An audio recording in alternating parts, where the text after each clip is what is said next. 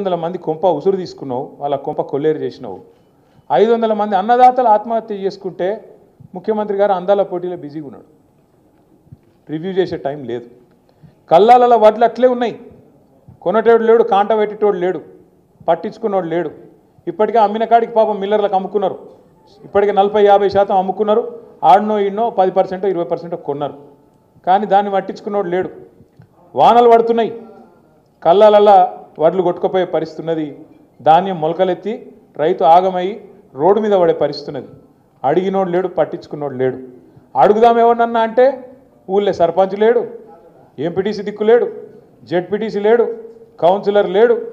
కాంగ్రెస్ అని పట్టుకుందామంటే కాగడ పెట్టి ఎతికిన వాడు దొరుకుతలేడు. ఎందుకు బిజీగా ఉన్నారు? ఏడ బిజీగా ఉన్నారు?